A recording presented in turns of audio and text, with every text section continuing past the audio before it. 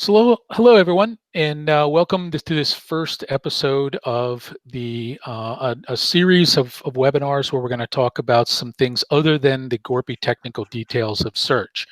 With me today is David Dolka, who is a CEO and change advisor at Fearless Revival. It's a company that helps companies actually get out of their own way.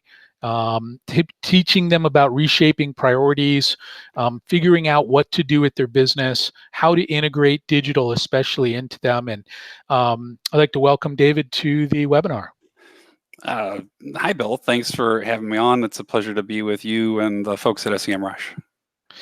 So we actually had an interesting presentation ready to go. And then, of course, 3 minutes before the presentation, I happened to turn off one of my monitors, and my little sort of magical box that controls everything won't let me get into the presentation. So we'll actually make that available as bonus material, and I think it will be even potentially more interesting without it. So one of the interesting things I didn't know, I've known David for a long time, that I didn't know about him was that he is actually an avid bird watcher. And apparently during the big snowstorms in Chicago, he actually saw the great snowy owl. So is that true? Yeah, in the winter 2018, and what happens is whenever there's a large number of young in the north, they have to fly further to find food for themselves. So they go outside of their normal zone. So they were along Chicago's lakefront, and I was able to see them there. For people who've never seen a snowy owl, which is most people, they're about, they got a wingspan. It's about 4 or 5 feet long, and they're white, which makes them extremely difficult to find in the snow, I might add. Well, that was my question: is how did you find them in the snow? So maybe that's why they're rare. They're there actually all the time, but the males are fully white. The females are speckled. So you try to look for the females, and you go through there. But there's a whole community of people who, whenever there's websites that talk about that, and I met people on the shores of Chicago in January wearing shorts that flew from Florida just because they knew that they were here. So it was really a special event, and it brought a really interesting bunch of people out. So, talking about bringing interesting people out, one of today's topic is really, we were talking recently about the sort of Hertz fiasco, and that led to a couple different discussions. And from that, we just simply said, why is search underappreciated? So how does a big company not ensure that search was part of their RFP and part of the QA process and all that?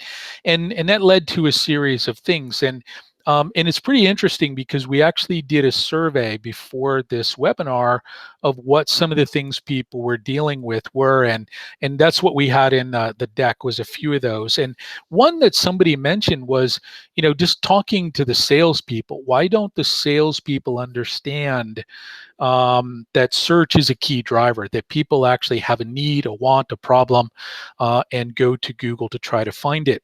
Why do you think we have such a challenge with getting salespeople or our boss to understand what we do and why we do it and how they can help us? Well, it starts with classical training, but since I can't see that slide, I'll just read what that one person said so that we get the exact essence of what they spoke about. The user-generated content said, I would like to get our sales reps to understand the importance of SEO for marketing. They understand it could help, but they don't understand how, what timeline, and what to expect, and when we can expect to get results. So that's really about people not understanding. So take a step back from SEO for a minute. Let's just go back to people's basic training in the other disciplines of the company. The majority of people, if you're a salesperson, very often the training is very minimal, and you just get on that desk and you dial for dollars, and your knowledge of marketing is going to be very low. And then there's other departments across the company where people have traditional business training where they haven't been exposed to any of this stuff. I think, Bill, you always talk about, it's one of the things you talk about, how freshly minted graduates in marketing don't know anything about search. It's one of the things you get most upset about, actually, and that is just amazing. So these people don't see what's really possible, because they don't really understand the issues. And then even if they're a well-trained business person, they don't see the things like this. Even those basic things. I mean, we still see the studies that most people don't know the difference between an organic result and a paid result. We still see the issues where people don't understand that there's cash flows implications. One client I once went in and radically changed their marketing mix. I got them. They were addicted to this SEM, paid search, and then they came and we due to a change in their industry, they were forced to turn that off with 30 days notice. And they came back and they said, we need to diversify. We still people are going to search, and we had to manage this 3,000 page website to SEO mandates for the first time. At the same time, every single other person in an industry had to do the same thing.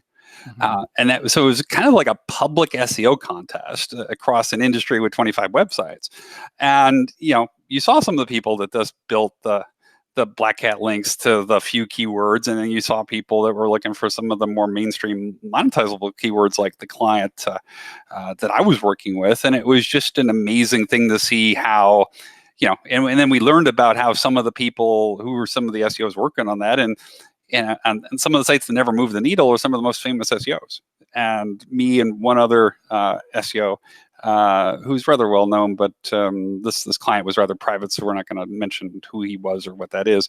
Was involved, and when we moved that needle. So it's really about, and then 6 months later, we had this thing where the cash flow. The CFO came up to the president and said, the cash flow is now up, and our margin's 600 basis points better. So, sometimes, you and I both walk into companies right now where they're sometimes addicted to the false paradigm of ROI so much that they don't see the bigger picture, which is risk, right? Right. What's the risk that this website isn't being seen for a customer that's searching on the internet right now while Bill and I are talking? That's the problem with web analytics. It was built to a branding paradigm. What you really want to know is, who are all the people that were searching for my product or a product like mine yesterday who never found us? That's what you really want to know. That's what the valuable SEO is going to help you figure out.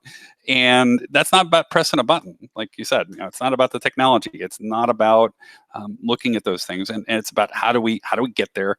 Where do we go with it? And how do we make those things work? So it's an exciting thing. But that was the cool thing about that was that massive cash flow and margin change. That was a complete accident. It wasn't our mandate. Our mandate was keep the company in business.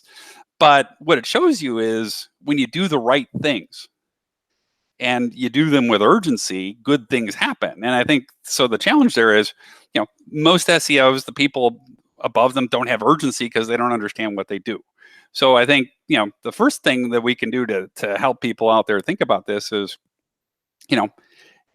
just do the simple thing. Go invite some people that aren't in your group out and say, hey, I'd like to understand what you know about us and what you do, and ask them questions about what they do and what they're concerned about in your spheres of influence. And don't do it in a big meeting with 15 people, because people will be afraid to ask the questions, right? You've seen that, Bill. People go there, you go through a 2-hour presentation, everybody says great, and then you meet some guy in the hallway and he's like, well, I didn't understand that thing at the 5-minute point that you said, and I didn't catch anything else you said, but I still said it was fine at the end because I wanted to go along with the group thing.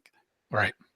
Now, one thing you mentioned, is we're trying to keep this on, getting our bosses, and I want to mention that boss is a relative term, because I see sometimes somebody is part of a marketing mix, part of a digital agency, and they don't know what the SEO does. So that could be, a VP of digital in your company. It could be a client that doesn't understand, in the case that David was explaining. But you mentioned one person that I don't think a lot of search people, especially SEOs, ever think about, and that's the CFO.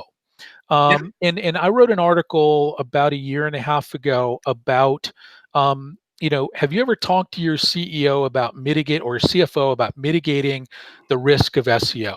And what's interesting is, I found the last time I looked, there was about 120 companies that actually had a Google risk statement in their financial report. Mm-hmm. And they were actually saying that if Google were to materially change their process, and we lost the free traffic, the organic traffic we were getting, we'd have to pay for that traffic.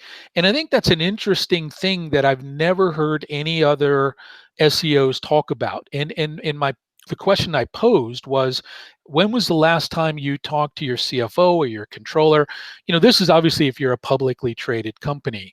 Talk to them about that. And then the side piece of this is, I think another thing that we can do is look at the cost of not ranking. The CFO, they care about money. And so if we can show them that there's words that we're buying and paid. Now, we're not saying paid is bad and SEO is good, or we even talking about co-optimization. We're just simply saying there's words we buy for whatever reason we're buying them, that if we could rank for them, we could offset that cost. If we could get one click on a $40 CPC word to come in for free, that's $40 we saved. And it's actually very rare that anybody will look at this. And I think one of the people that can drive this is the people who control the purse strings beyond marketing. Because marketing is going to say, hey, pay for that traffic all day long. We've accounted for it. So what are some things you're seeing, because now we're starting to see the CFO and the data people and the CFO and CEO and the CFO and the CMO. We see these in business magazines that there's this new kumbaya relationship between them. But what can we as SEOs do with the financial side of the business to improve things? I think we go back to that basic thing you talked about a few minutes ago, which is, who do you talk to and why? And you need to understand their roles. And I think it starts with that informal conversation. Just invite the person and say, I want to have coffee. I want to have lunch. I just love to learn more about what you do and what your concerns are, so that I make sure that what I do helps you. And it doesn't really have to be, don't get in all this technical mumbo jumbo. Don't talk about Mac cuts. Don't talk about cats. Don't talk about any of this stuff. Talk about what they care about in their language, and then go back and say, you know what, I want to think about that and think about how what I do can help you with your goals. And then do that, and then make another appointment with that person, again, one-on-one. Don't do it in a big meeting, because then there'll be people jumping all over you, or different things around there. So it's about getting that in there, but don't limit it to just the CFO. Look at other departments that care about risk. Your legal department cares about risk. Your head of operations cares about risk. If you're in some regulated industry, you'll actually have a whole risk department that probably has no clue what you do, who would be able of understanding the things that Bill and I were just talking about. And I think it's really about how do you get in there? Where do you go with that? And how do you see those things? And I think it's, it brings up one of the really big questions, Bill. Why does the boss not understand your SEO team? I think we talked about one of the reasons, which is, they don't understand, they don't have any classical training in it. They've never had it translated for them. That's a lot of what I spend time doing. How do you translate this to pure business conversations so that they understand it? Because they can't understand the value and put resources to it and price it right if they don't understand what the value is. What else would you add to that, Bill? Well, I would think, you touched on 2 or 3 things that we actually have in the presentation. Number one is, are you in the wrong department?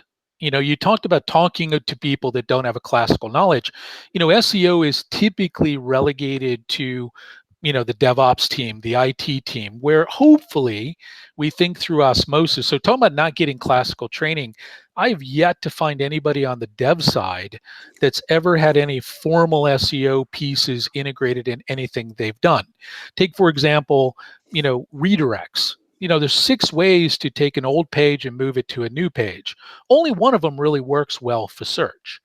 But developers learn whatever's the path of least resistance. So I think one of the challenges we see is that the SEO is often in the wrong place. Do they belong in marketing because we view it as a marketing function? Do they belong in tech because it's the gorpy technical stuff? Are they in advertising because that's where your SEM is? Those type of things. I think that we have an issue of where do we put them. And I think that ties into something else you said is, how do we talk to those people? And I think one of the things that's been going on forever in search, and it will circle back to the wrong department, is that idea that we overcomplicate things. Like I've been in meetings with agencies where they've said, you're not smart enough to understand the algorithm. There's like 4,000 PhDs at Google that write these, and apparently we're smart enough to understand it, but you're not. And to your point, that if you're talking to the VP of advertising about how you can complement what they're doing in other forms of marketing by talking about algorithms and backlinks and all this stuff like that, you're going to lose them. And so I think that the combination of those two things, that we overcomplicate things instead of saying, look, people search, um, people find things, people come to a page and they make a decision. And if we can simplify that for people and talk to the right people about how that works, I think you're exactly right. That's going to improve how we fit in the organization much better. Well, that brings us to the issues of what you talked about there. The other big question is what causes the friction. So, and you just brought up some of that. So when we look at the agency world, and we need to take a minute there because some of the comments we got back talked about, I work in an agency and the people above don't care about what we do and they don't sell it enough. And so there's a story to share there, and that's that, the dark, dirty secret is a traditional agency that makes money on spending on ads and making a percentage off how much they spend on ads, which is about 10% still in most circles, will always make more money off of selling ads than they will ever make off of, SEO. So they're part of the ones that are feeding the addiction of paid search. They're the ones that are saying buy your brand name as a paid ad. They're the one, why? Because they make more money. It has nothing to do with what's best for you and your revenue and your cash flow and these other things there. But it really hit home with this one story, and this was back, in the years right after Bill and I first met each other. I got all the way up to the top of one of the giant agencies that didn't really have a strong search department. We had a conversation about me potentially joining the firm. And the guy, he was like the number 3 or 4 guy in this giant company. You've all heard the name of it, but we won't mention it because what I'm going to say is going to embarrass them a little bit here. He took me out to lunch, and the first thing he said to me is, I'm taking you out to this lunch to explain to you why we'll never hire you to work for us. And I was like, man, that's a weird way to start a 90-minute lunch. And, he went through that whole fact. We make money on ads. We do this here. And you're saying all these things. They're really interesting. They're really exciting. And I really find them fascinating. But if you did them all the way, it would actually be too disruptive to our existing model. Right. So what he basically said to me is, we're screwing our customers. We don't care. We don't think they're smart enough to notice, and those things are there. So I think that's why people need to use, smaller advisors rather than large agencies. And then now in this world where those lines are blurring, what's a strategy firm? What's an agency and a thing like Accenture Interactive? You can get both sides of that, and so that's kind of crazy. So I think it's really about how do you bring that up and how do you get people to see that? But if you report to the head of marketing, for example, going back to those reporting relationships, and you say, hey, the agency isn't acting in the best interest of this, because you're going to get a dead ear. So you got to get, you either got to get help from somewhere else, or you got to find another job.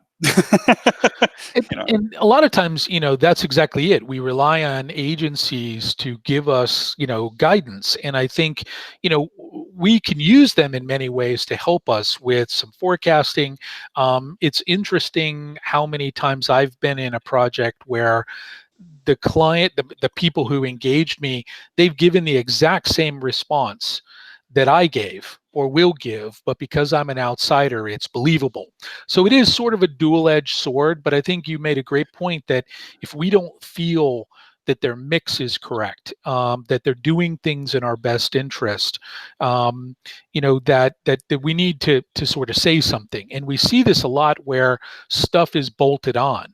A lot of times, somebody will hire an agency or one of the big consulting companies to build them a website with the very premise that they're going to be able to bolt on SEO and fix it later.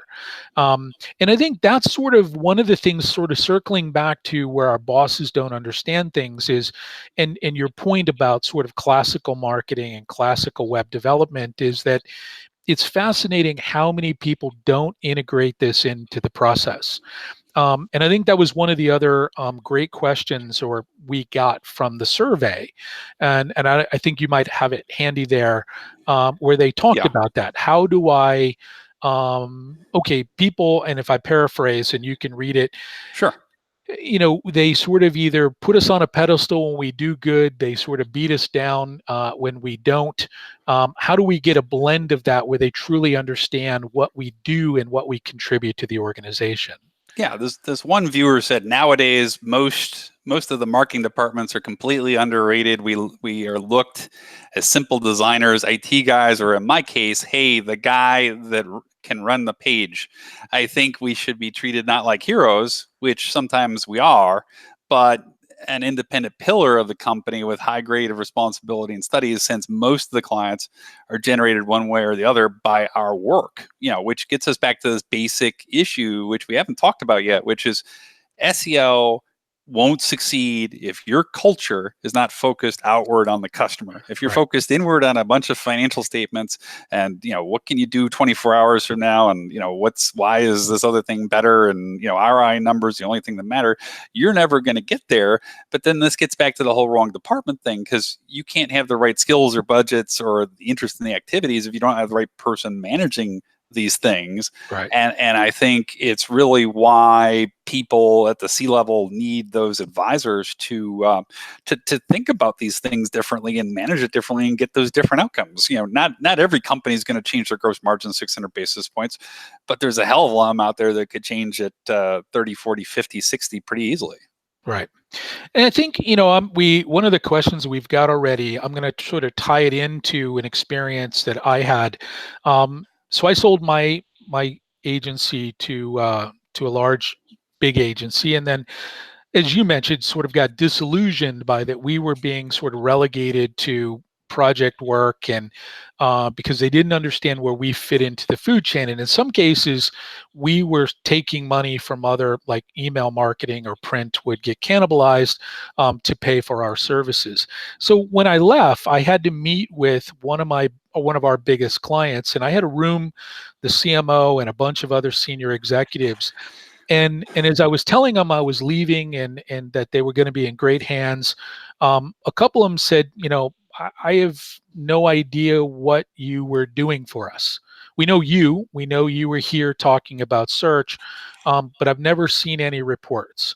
And these were all like senior vice presidents, and it was probably one of the biggest epiphanies of my career, but also a kick in the gut. So here I am leaving the agency the next day, essentially, and hearing that our biggest client had no clue what we did for them. And so one of the things, the recommendations that I give people is, let's simplify this performance. So, we're never going to make public financial statements. We're probably not even going to be in a CEO, or even if you're in a smaller company, their dashboard, you may see them in the hallway, you may get to talk to them every day. But let's simplify this. And I'm assuming if we're in mid-sized companies where there's 2 or 3 levels between us, create some simple videos or share factoids. It was interesting hearing from the team once I left that as they went to meetings after that, they were hearing from people say, "Hey, we started doing the little 3 to 5 minute video. We put in 3 things that worked, 3 things that didn't, and 3 things we're going to try." And they started parroting his back. "Hey, did you hear we got a 20% increase in traffic? Or did you hear we're ranking for this term? Or did you hear that, well, nobody actually searches for this?" And I think this reporting, a lot of SEOs try to report or do reporting by the pound. We build out these massive 90 tab spreadsheets. When I was at IBM, we took 17 days, 17 actual work days a month doing nothing but reports, for where our massive 150 page presentation came down to one stat in the master presentation. And we just started saying, why do we do this? And it's because everybody has to do it. And I think if we can tease out some things, to show what did we do, and sort of getting to, the question was, how do we predict, or how do we show what we've achieved? Beyond just traffic went up and it's not a seasonal increase, but what are some of the ways that we can predict or forecast to senior executives what this SEO stuff is doing? Well, I think they really have to. It goes back to that issue about the customer. If they don't, who's your customer? How many of them out there? What's the market size? What percentage of that are we getting right now? There's all these things that have to be considered to then be able to judge the SEO. Because if you don't answer any of those questions, you just dive in, you're not going to be where you need to be, and it's not a lot of fun if you're on one of those trips. And I think it's one of the things where the managers are scared with it, because they don't really understand the knowledge, they don't really understand the budgets as you get back to. And then worse, in marketing budgets, there's legacy budgets that are like this, and then there's search budgets that are like this. And if somebody cuts the budget 10% or raises it 10%, it doesn't really move the needle that much. People need to be cutting certain budgets of legacy stuff 50%, and increasing things online, like search and retargeting, exponentially more. And it just amazes me how, even though people use this stuff themselves, I think it really comes back to the fact that we do our searches. When we do a search, and we don't think about this much, even as SEOs, it's a subliminal activity. If I say, Right. Bill, write down all the queries you did 4 weeks ago today, unless you're like buying a house or car that day, you're not going to remember. Right. And if we can't internalize how we're using that to substruct our thinking, how can we expect to extrapolate that to others? So I think we need to spend time thinking about those activities, look at it. And people still, and that now that search is kind of a mature industry, and there's always the new bling thing coming along. That stuff's always going to get more attention, because it's easier to talk about a new buzzword than it is to do something that's hard. Right. So an interesting thing about the buzzwords and the way things have gone. So I've helped 3 or 4 companies in the past month try to find new SEO people. And it's interesting, of all the people, I think we only got 2 or 3 people in each one of these that actually had any real SEO experience. All the SEOs that were applying were all content people. Mm. And that's what they were doing, is that they were HubSpot certified, or they that's what their claim was, that their SEO skill was producing lots of content, or maybe getting backlinks to lots of content. And this was an interesting question we posed to them. It's like, if out of a set of words we're not performing well, what would you suggest we do? And in every single case, it was like, produce more content. And it's like, but we have pages for these. So it was very hard for these people to articulate, let's figure out why these aren't performing.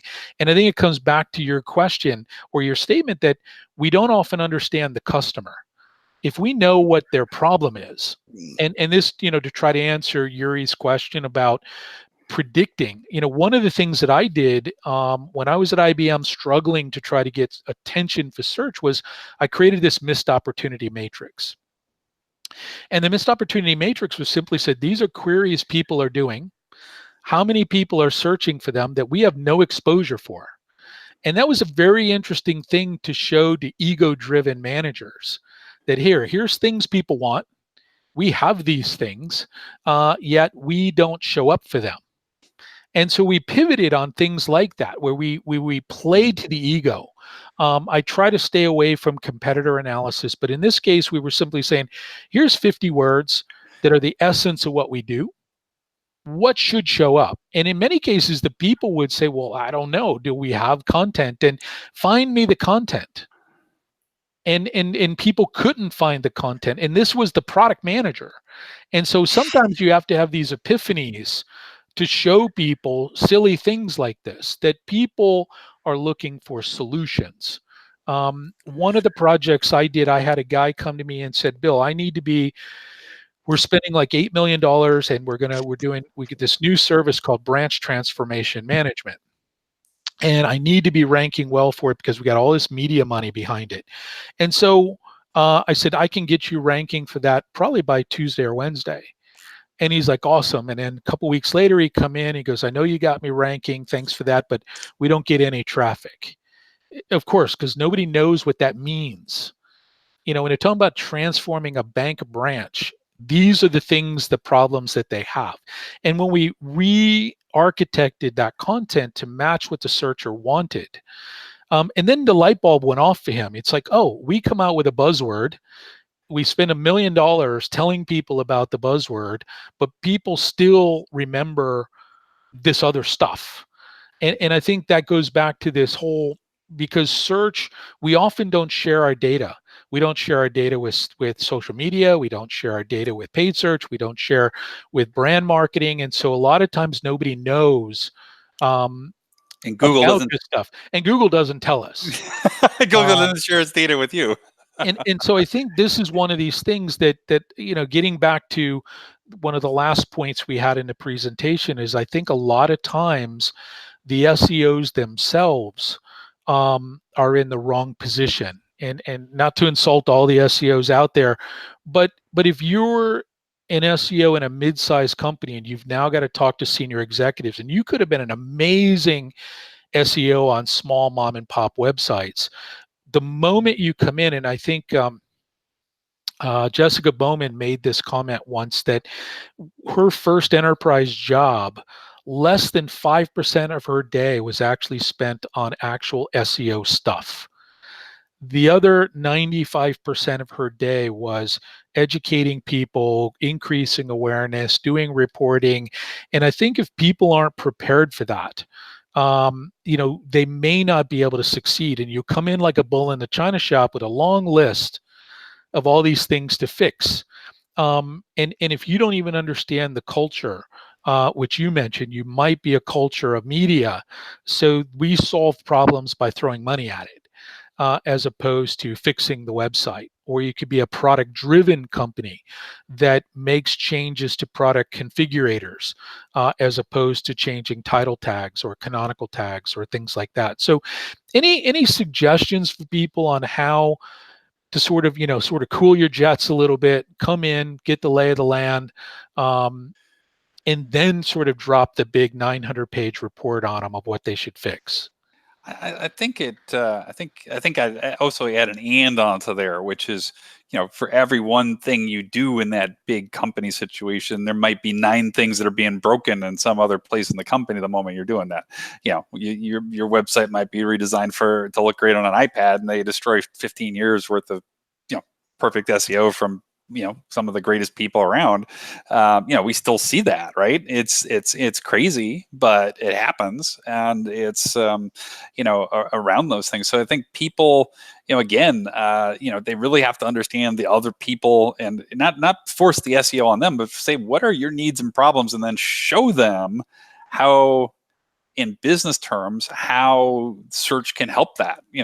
I need more traffic, I need more revenue, I need to lower my costs, I need, whatever their gripe is, figure out how does what I do in search map to that. And I think we miss that so much because everybody sits around in the technical SEO buzzword bin, I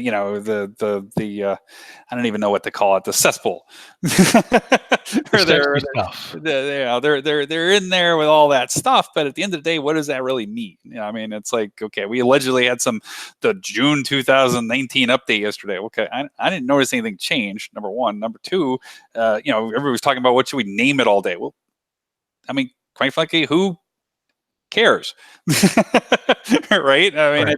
it doesn't, your boss doesn't care about that, your company owner doesn't care about that. And to go back to the family business side for a second, that person, more than any person, if you can talk to the family business owner, they care about cash flow. That goes right in their pocket. You improve the cash flow. If you improve the cash flow, you're their hero. But in a big company, they could care less because they're more concerned about saving their job today, and they don't even know what cash flow is. And so the size of the company you're in plays a lot of the role of what you do and why you do that. And I think that's that. And and then people need to really think about the question that I think really is there is, do people realize that they need to change to succeed? But I think translating it to what they need and saying, hey, I can get that done. Don't worry about how. Right. Just, I need these resources to be able to create this result down the road, and just do a realistic assessment. I mean, if you're in a oligopolistic industry with a couple of things, you might get that keyword ranking next Tuesday, like you said. If you're if you sell T-shirts online and for sports teams, you're not going to rank number one for the New York Yankees next week Tuesday, with a new website. So it's not going to happen. It's what is the market? It gets back to this, and that gets skipped so much because there's nobody really asking the business strategy question. There's no really asking the customer strategy question. If you really look at the history of marketing, this era of branding being the top of everything is an aberration from history. It started in 1965 when TV was created and people needed to explain the spend, the effect of all that. But if you read all the books before that, it just said, business strategy, customer strategy, and copywriting. Those were the three things. That was it. There was nothing else. So, I mean, those things still matter now. I mean, how much, people don't know their business strategy. They don't know who their customer is, and they're writing terrible copy. We always see that. So it's how do you look at that? And then, how do you line that with other actions? How do you get the other people on your side is the next place you go? And that can be senior people, but it also has to be that social media person across the hall that you don't talk to or doesn't like you, and you're fighting for resources instead of working together as a team, which we still see almost everywhere. There's a couple of things in there that I want to unpack a little bit. Number one, you're talking about the different sizes. And that leads to one of the things we had in the presentation is, what is the expectation? And I think that varies based on the type of company you're in. Number one is, if you're working for the owner, they want to see dollars. They want to see leads coming in. They want to see, they care less about traffic and more does that traffic convert. And that's one of the interesting things that I find is that, making sure we're solving for that. And then I've helped some, agencies that have targeted smaller business. Seems like what they were selling was these like $1,000 a month packages, and they're selling a whole laundry list of checklist items to people. And at the end of the day, all that translated to the client was increase in traffic, but yet very little was done of that was checklist items to show that you did a bunch of things, but none of it necessarily in itself drove traffic or leads or signups or sales. And then the opposite side of that in the big company is, most people, you get lost, exactly as you said. They know you do something, and often don't equate what you do. Because I've been in meetings where, I've shown them how much traffic using the missed opportunity and things like that, where they say, well, our advertising must have brought those people or made them aware of us. What made them think of us to begin with? And that's an interesting thing, is when you take them away from branded queries and show them that they don't rank for something that's non-branded. Like you said, if you want to rank for New York Yankees memorabilia, and you don't, and that's what you do, and especially if you're an established brand with a lot of marketing money, that's a big deal, not being in the consideration set. So I think this is another big one, is not understanding really what you contribute. And the last part is the person, making sure the person can articulate what you contribute to those goals. And a very interesting tactic I've always used with bigger companies and any kind of public company, I go read the annual report. And I can't tell you how many times I've come into a meeting, and the annual report said we're going to do X, Y, and Z. We want to increase market share by 20% in this category. We want to reach these markets. And, I'll come in, I'll get the big dog and pony from the existing agency or the internal team. And I said, but wait, the annual report says you want to focus on this area or go after these markets, but yet I don't see any SEO being done in those markets. I don't see any paid in those markets. I don't see any keywords being focused on related to this product category. And so I think that's a big thing that any SEO can do that's trying to get some awareness, is actually go back and look and see what your company's plan was. As David, as you said, what's my customer strategy? Ask somebody, who's our customer? Talk to the people on the phone. And this is one thing, if you're a small company, you got 2 people that answer the phone. If they ask the simple question, how did you find out about us? Right? And somebody might say, oh, I Googled you. And they're like, oh, great, that's thanks. But what if the next question was, what query did you use? And if they just jotted that down, now we're starting to build actual questions from people. And say, this is what people looked for before they actually contacted us. Yeah, and I think it goes along with what we did as an experiment with this webinar. We put up that link for user-generated content for people to put that in there, because I realize that sometimes people are going to say things in a different way that'll make me think of something, or they'll express a need that I don't even know they have, or those other types of things on the other side. And there's so much opportunity there. And I think it's a way to get that there. So, I mean, in the end, though, it gets down to, everybody defines this as ROI, but really isn't it more about the effectiveness and the risk of achieving the things versus not achieving them? Right. So we got about 15 minutes left. So I want to touch on a couple questions that we got. So we talked about the one about forecasting. Brandon, you asked about, which one of the redirects work best. It's a 301 redirect. Now we could have a whole webinar about the pros and cons of 302s and JavaScript and all that nonsense. But why confuse people? 0-second meta refreshes is the go-to for many web developers, because why? They can drop that in a page and it's done and dusted. So those are one of the things that a lot of systems default to 302, but to answer the question directly, it's typically a 301 works the best. So I'm sure I'm going to get 90 tweets and sort of letters from people saying that 19 studies show that 302s work and all that other nonsense. I really don't care, because I use 301s and that's what I tell people to use. So they wanted humor, so we'll get a little humor in this. All right, so the next one is an interesting one. David, I want your take on this. Is that, I'm going to read this verbatim. What is the role of AI in SEO? Is AI has become an essential part of companies in all sectors, regardless of size? And the answer is it depends. Right. And because a lot of AI that I see out there is noise and hype. And so I'll put 2 side stories on that. One is, back in the days I worked at BlackRock in the 1990s, which is a financial services firm that changed the way things work. We actually use, AI is not a new concept. That's the first thing people have to remember. It's not new in 2019. It's been around for 30 years in various forms. It's just we didn't have the computing power, the speed, the capacity, all those things that are there.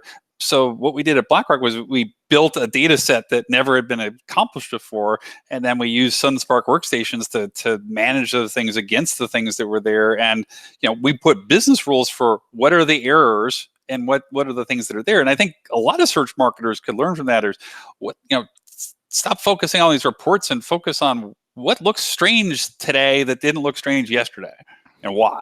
And there's so much you can learn and see from that it's it's kind of amazing. I'm just amazed how often people don't see those details. But in terms of today, I saw some of this being discussed last week when I was at the Amazon Web Day in Chicago. They have this full day thing where they come out and talk about things, and on the fringe of the crowd, the groups with 2,000 people are all the developers, people who were there, and but the groups talking about AI, there were small little groups with lots of empty chairs still.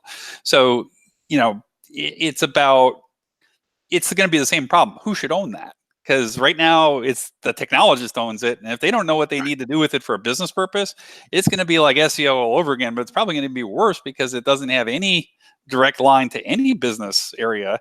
Right. And it actually could be more scary because you could turn that thing on, and if it makes the wrong decisions, nobody knows what the heck's happening. Right. So I think it's way too early to depend on AI as that's going to solve all your SEO problems. Is where I would go. Do you agree, Bill?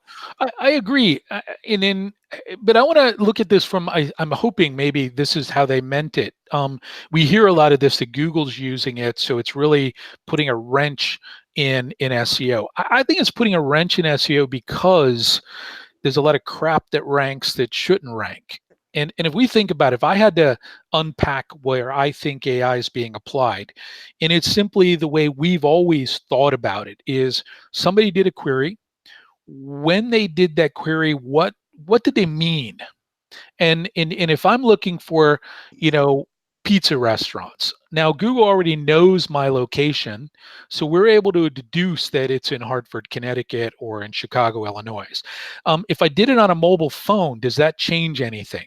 Right. Because I'm in downtown, or I'm in the West End, or I'm at Wrigley Field or wherever, does any of that make a difference? And I think this is where it's being applied to say, if I did a simple query without any context of those other things, device or location or that, what should I present to people? And I think you nailed it with the idea that it could be potentially wrong, that maybe, yes, I was on a mobile phone, yes, I was outside of Wrigley Stadium, and yes, I wanted pizzas and you implied near me. That's where I see it being done. But at the end of the day, people may be negatively impacted because they might have been on the other end of town and might have ranked for pizza as opposed to the person who's like right across the street from the stadium that ranks. So that's where I think Google's using it. And there's no way to really counter that, if you will, or optimize for that. There's one thing I want to take and add to that, Bill, and I think it's that some of these things in HR tech have said that they've done AI for a long time, yet when you look at them, they're really search engines, right? You look at LinkedIn, and they're matching job titles for passive people. They're not looking at people's degrees, their full skill sets, and all that. When LinkedIn starts pulling out the purple squirrel candidates instead of the guy that's got a social media manager and they make him a social media director, that's when I know as AI has arrived. Right. It gives you a better result. And I think that that's what's freaking a lot of people out now, is they're trying to figure out a way to game it. With our hreflang builder tool, I had somebody the other day that had like 22 different ways that they were things were representing country versions of their website. And their thing was, I suspect somebody like you would have AI to figure this out. And I said, well, let me send you a link on how AI works. It's a rules-based system. So that means I would have had to load a set of rules that if somebody has this silly way of having their website and this sillier way and this even sillier way, that these type of things, I would then X, Y, and Z equals some output. And they didn't necessarily like that because they thought that, some tool could magically figure it out. And I think that's where we're going astray. And then, like you said, it's a buzzword. I mean, everybody is throwing that in there. And, when we do talk about AI, I built a tool that does exactly, called Data Prism, that we don't even sell anymore because nobody's interested in chasing anomalies in data. And that's exactly what we looked for, is words that were ranking well but getting a low level of clicks, or pages that was the wrong page, or finding anomalies. So I think people aren't necessarily interested in really using tools that are potentially sophisticated to find anomalies. So two things. I want to come back to one more question that was asked. And one of the things that said, investing in SEO can be a threat to the client's revenue stream if anything changed in Google's algorithm. So this is, so Yuri, this is what we were mentioning early on with these Google warning statements that public companies have been issuing lately.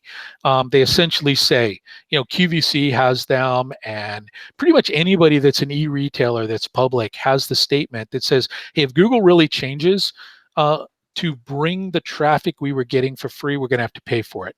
So this is one of the things that we can use. Obviously, we can use the cost per click as a lever for what I call cost of not ranking. So if we're not ranking today, we're already paying for it. What would be the negative impact? And that was David's recommendation of have a conversation with the financial side of the business to tell them, to give them a prep. Hey, this could be the potential business impact. Traffic loss, but to replicate the traffic, it's going to be this many visits times this average cost per click. So they got a ballpark of that sticker shock that's in there. I'd add one more thing to that, Yeah. Bill, now that I've been thinking about it, is, the CFO now is so many things have become automated. They used to have to roll up 30 steps on little squares and piece of paper and all this other stuff now. And all those steps are done there now. And now they're in enterprise data. And now I don't need 6 different departments with 6 different pieces of paper and 6 different leaders. I need one report. And then I need, but more importantly, what does the CEO and the board need? I need somebody that knows how all these parts fit together and knows how to drive the joystick properly. Right. And I think that's the future of organizational structure. So, I think a lot of CFOs, if they really see the trends of what's happening, just being somebody that creates reports, it's just like SEO. So just creating the report isn't what's valuable. It's about what you can think about, how you can add value, and what you can change. And before I forget, I also wanted to add that the contest winners, Furman Lopez Garcia of Mexico and Stefani Pavlovia of the United States, who both gave comments that we used in the deck that nobody saw. So congratulations. You guys won. Congratulations for being involved in a deck that nobody saw. You're fantastic. So we've still got about 3 to 5 minutes left. So if there's no other questions, any last minute thoughts? I mean, if you had to walk away with, okay, what can somebody do today to go get their boss, whoever that may be, to better appreciate them? There's your direct boss, which has short-term things, and then there's these people outside of the thing. I think start today. Take a blank piece of paper and say, who are the 5 most interesting, open-minded people in this company that I know, and start with them because those are the safest, right? You don't have to go. You don't necessarily have to cold call the CFO and say, I want to have lunch. You can start with one of the analysts on the guy's team or the gal's team, and go from there. So I think it's just about identifying the people that are open-minded, and I think it's around that. Okay, so we did get one last minute question. Any suggestion if SEO has been increasing organic traffic and revenue, but that is being overshadowed by search revenue losses? Search revenue losses. I wonder if that's being able to attribute it back because we're not getting the keyword. I think some people are showing losses in revenue because of that. I think the other thing we see now is because Google's getting pretty heavy-handed with paid, and especially I'm a big fan of paid. I think actually paid is one of the most strategic, laser-focused tools available to marketers, and that's coming from a primarily SEO person.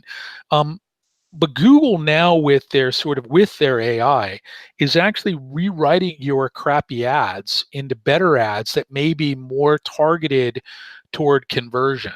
So I'm seeing cases where a paid ad that was crappy before is now stealing people from organic because it is more tuned toward the conversion. And so that could be one of the things. Now, if you start talking about search revenue losses, we may need to look at how we're attributing that. So one thing that I've been doing is trying to show traffic to pages and revenue to pages. So if we can break down that revenue and we can see the traffic increased or decreased from organic search, we can still take our share of revenue from that. But we have seen, I think what you're alluding to is people saying, because I can't track SEO as much and I can track these other things. But I think I want to step back and go even further in the funnel and say, look, if you're not in the consideration set, I don't care what other medium you have. If nobody knows that you sell blue widgets and they want blue widgets, unless they happen to come across you in social media, or a salesperson reaches out, or my God, you might even be in the random phone book that's out there. How else might they find you? So I think this is an argument when we say this, you're at least in a consideration set, and one of the other vehicles may have actually converted you.